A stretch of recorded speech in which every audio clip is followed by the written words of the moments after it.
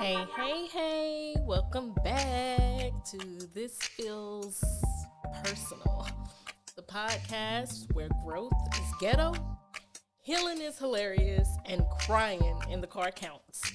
So, I am your host, the hoodie wearing, side eye giving, unsolicited advice giving person, bestie, Ashley Guy.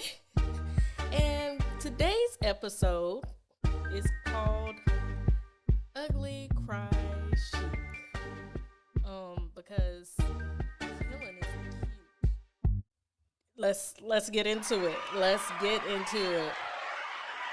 You know, in my intro video, I stated how social media gives off this persona that healing has to look a certain way and it has to be aesthetically pleasing.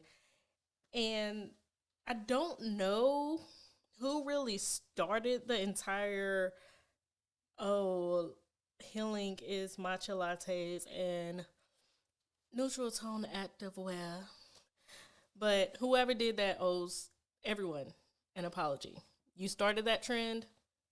You need to go to therapy yourself, because real wellness looks like rage cleaning the kitchen, snot-nose, blasting Kaylani, sobbing in the car outside of Kroger, or just crying because your taco fell apart. You just knew that it was going to fix your life. And trust me, I know how it feels.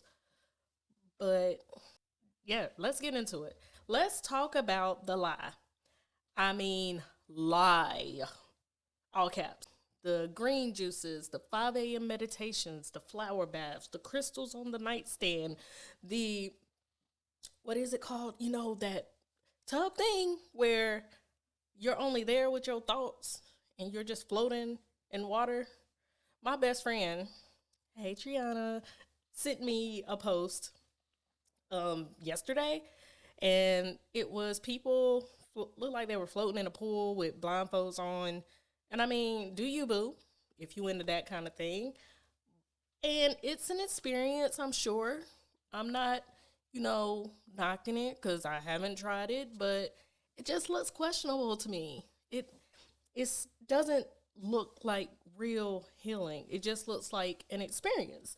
And me, myself, I don't feel comfortable being alone with my thoughts. That's why meditation is so hard for me. I recently started reading Big Sean's book, Go Higher, and he kind of touched on that in his book. He was talking about how people, because he meditates, and he touched on the fact that a lot of people that he talks to say, yeah, I can't get my mind to stop thinking, and so meditation isn't for me. And he was like, actually, the fact that you are sitting in your thoughts is good. So you should still try it. So now I have tried to do it a couple of times, and I'm going to keep trying.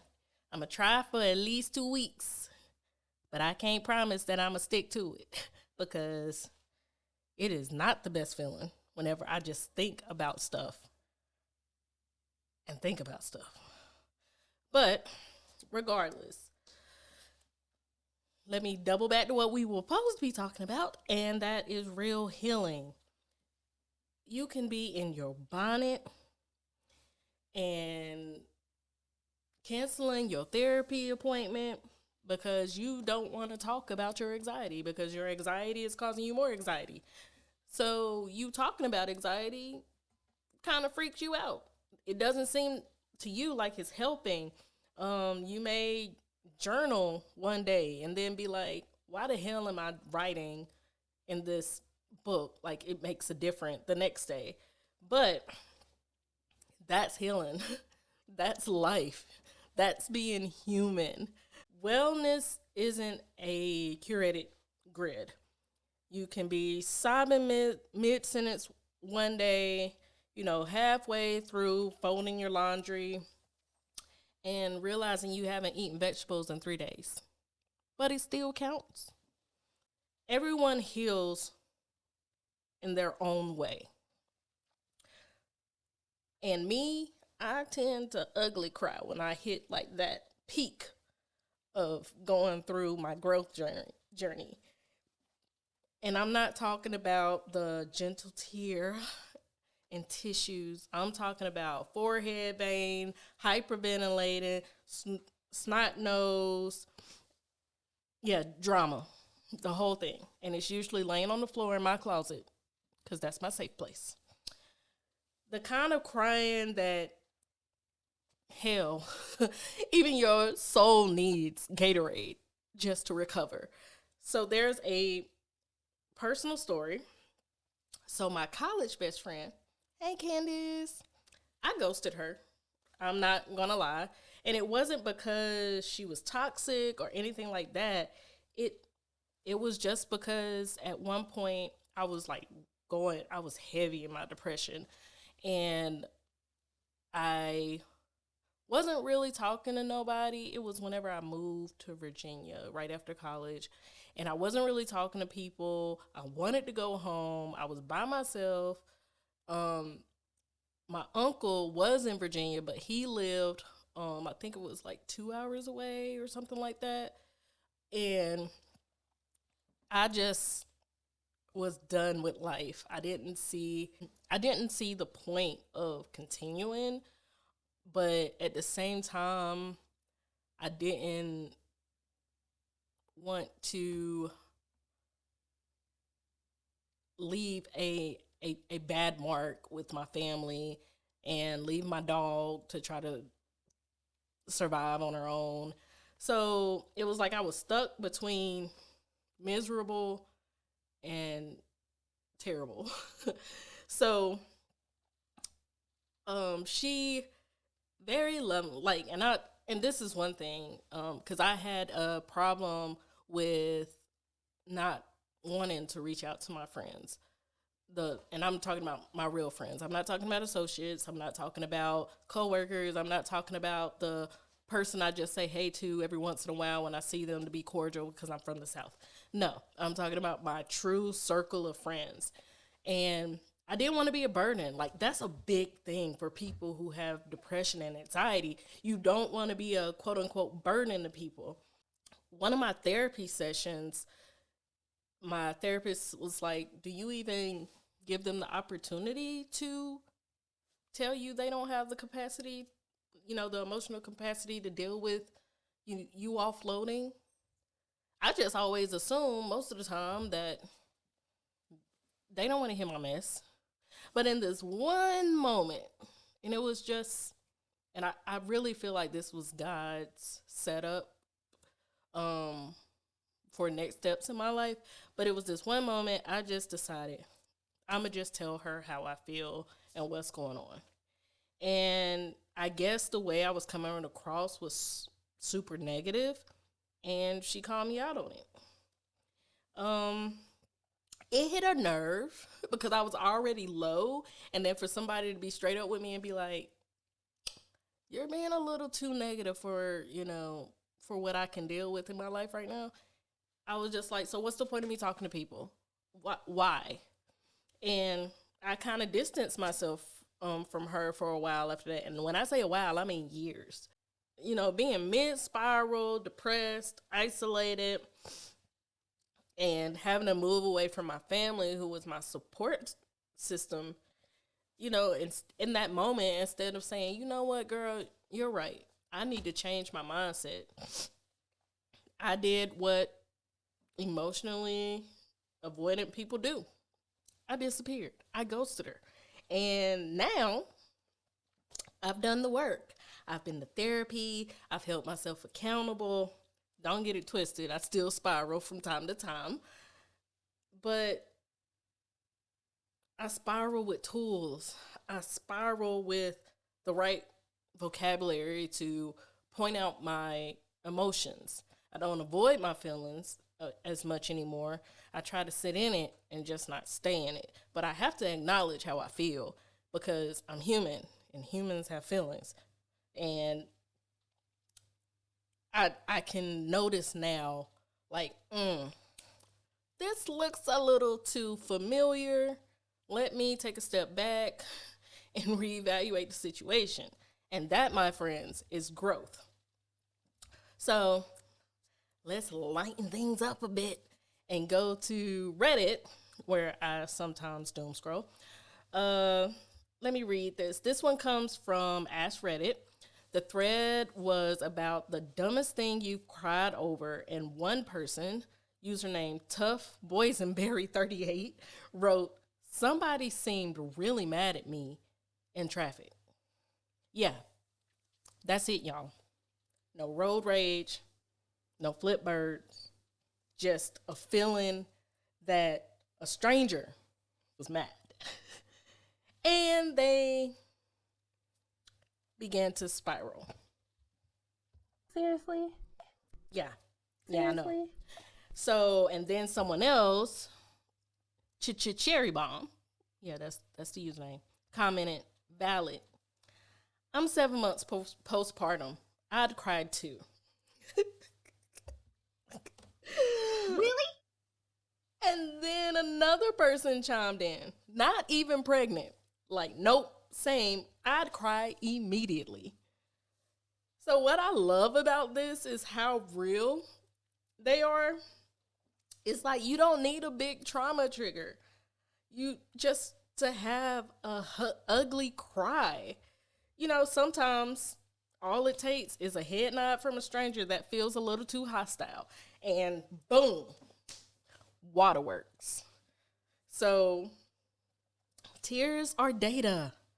You know, it's not always logical. It sometimes just doesn't make sense. But your nervous system is making sense of the situation because it's telling you that you've reached a limit and you need to reboot and try again. So let's do a quick myth versus reality. And I wrote some things down, so I'm going to go through them real quick and knock this out for you so I can make you know what's real and what's fake when it comes to wellness versus aesthetic wellness. So myth number 1 is healing is going to feel good. That's not true, my friends. Healing isn't always going to feel good. When you're healed, past tense, it'll feel good. But healing, going through the process, no. No. So sometimes it feels like dry heaving through your childhood memories while folding socks. Sometimes it's going to feel like choking on your own spit. Yeah, it's going to be dramatic. It's going to be, questionable. Healing isn't going to be green tea and yoga. Now, those are tools that you may use to help you get through it, but that's not what healing looks like, baby. It's not. I'm sorry if you didn't know that. Myth number 2, boundaries bring peace. So setting boundaries isn't all that peaceful because it's going to cause uncomfortable conversations. It's going to cause missed invites. And your group chat may get a little quiet because you have set boundaries for yourself. You are protecting your peace. You are protecting your mental. And people who knew the old you, the one that was always down for everything, didn't really push back on nothing, that person, you're not that person no more. And they don't like that. So when you set those boundaries, you start seeing who your real friends are. You start seeing who is really down for you. And it may not be the people that you think. I know I have lost a lot of quote unquote friends throughout the years because I thought that we were cool, but really you were using me and I didn't realize it till I set them boundaries. So it's okay to set boundaries. You should set boundaries. You have to set boundaries to be the person you want to be and be successful in life. It's a requirement. Because if you don't set boundaries, people are going to take advantage of you. People aren't going to understand you, and people are going to look at you a certain type of way because you're not doing what they want you to do. So, set boundaries, people. It's important. It may not be peaceful in the moment when you set them, but once you set them and you get used to that peace and that lack of worry and concern when it comes to certain things, then it'll come second nature to say no to things and nah, I'm not doing that. Yeah. And the third myth is that healing is a A to B thing. No, it is not. It is a roller coaster that's on fire with no water and ghetto.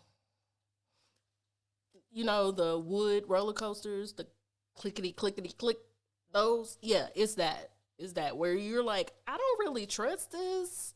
What are we doing here? Why did I choose this path in the first place? Yeah, it's that.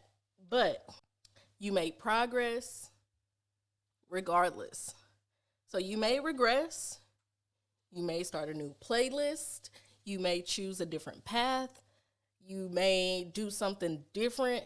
I mean, it may even be walking away from something that you just knew without a shadow of a doubt that you were good for. That, oh, I want to do this, or I want this. I want this relationship. Oh, this situationship is going to turn into me being his wifey. No, honey. Sometimes it's walking away from that. And you got to know that for yourself. Now that we're past the top myths I wanted to go over, let's talk about me. Because I know y'all can relate. So those skipped workouts. Skipping leg day doesn't make you weak. Sometimes your soul needs rest. I know I personally haven't worked out in, I think, 2 weeks. The first week I had a valid reason. My asthma was acting up real bad. They had to change my inhaler. It was like a whole thing. So I had to do breathing treatments at home. So me trying to work out during that time, no, because I barely was sleeping. I wasn't able to get up at 4 a.m. like I normally do. And by the time I got home from work, I was exhausted because I typically walk around a lot at work. So my asthma was always acting up. I would get home and have to do a breathing treatment. In the middle of the day at work, I would have to do a breathing treatment. So I had a valid reason why I wasn't working out. But that second week after they got my, asthma back under control, yeah, I had no reason. None whatsoever as to why I didn't get back to working out. I was just exhausted. I felt like I was being tested by God on all fronts, family, relationships, work, parenthood. I just felt like I was being hit from all sides. And I was like, I just can't.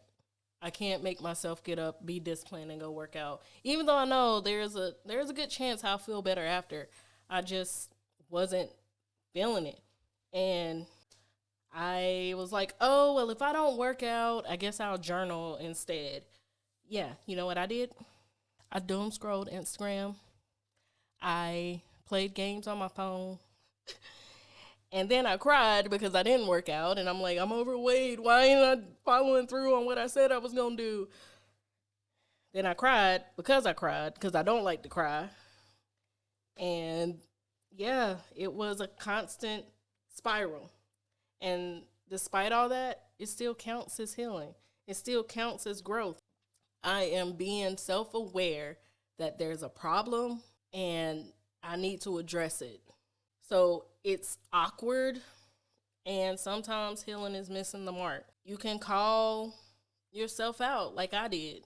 Let's spiral, let's recover, let's laugh at how dramatic I was crying on the floor in the closet 3 hours ago, and just accept it for what it is and love yourself nonetheless.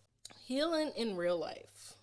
Okay, it can be me sitting in my car. I just get home from work. I'm sitting in my car and I am getting emotional, emotional about a dog reuniting with a soldier that got home from being away. Like, seriously. Your healing may be beginning to text someone you know that does not deserve access to you or the benefits that comes with being connected to you, and deleting the text by the end of it. Because you know better. You know you shouldn't be reaching out to that person. You trying to start another situationship? You trying to jump pack in the sheets of somebody you know did you dirty? I mean, inquiring minds want to know. I'm just asking. It's evolving from that level of self-sabotage is what I would call it.